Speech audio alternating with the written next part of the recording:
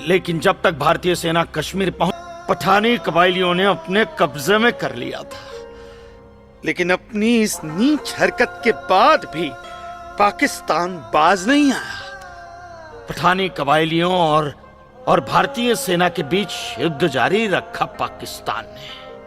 संयुक्त राष्ट्र सुरक्षा परिषद के 3 सदस्य आयोग की रिपोर्ट पर 13 अगस्त 1948 को पठानी कबायलियों और भारतीय सेना के बीच युद्ध विराम घोषित हुआ और यह तय किया गया कि कश्मीर समस्या का हल जनमत के आधार पर ही होगा। सितंबर 1951 में मताधिकार के बाद एक बार फिर जम्मू कश्मीर के भारत में विलय की पुष्टि की गई, मगर इसी दौरान शेख अब्दुल्ला ने अपने हाथों से धारा 370 का ड्राफ्ट तैयार किया और नेहरू जी को सौंपा।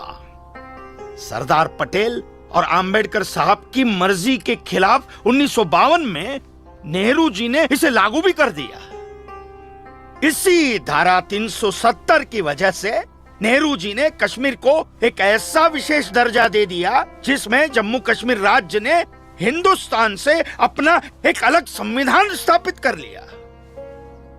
इसी धारा 370 की वजह से हमारे हिंदुस्तान का राष्ट्र ध्वज अलग है और कश्मीर का भी ध्वज अलग।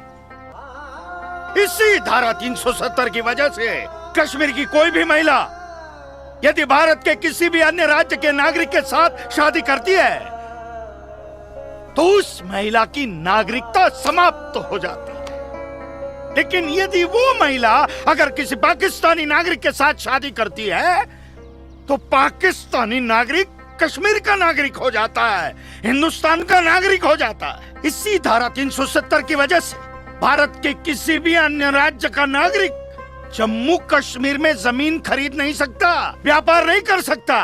लेकिन जम्मू कश्मीर का नागरिक भारत के किसी भी अन्य राज्य में जाकर अपना व्यापार कर सकता है, जमीन खरीद सकता है, कुछ भी कर सकता है। अरे ये बिग लैंड एबोल्यूशन है, क्या है पता है?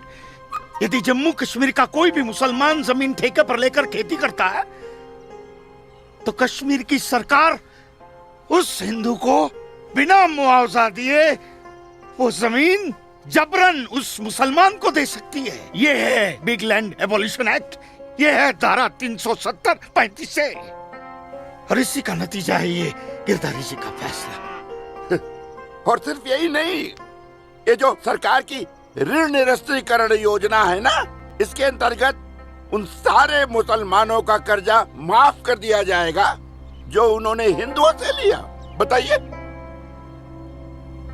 सरकारी नौकरियों में 5% का आरक्षण हम हिंदुओं के लिए किया है। सारे हिंदू कश्मीर से चले जाएं, यही चाहता है पाकिस्तान और यही चाहते थे शेख अब्दुल्ला।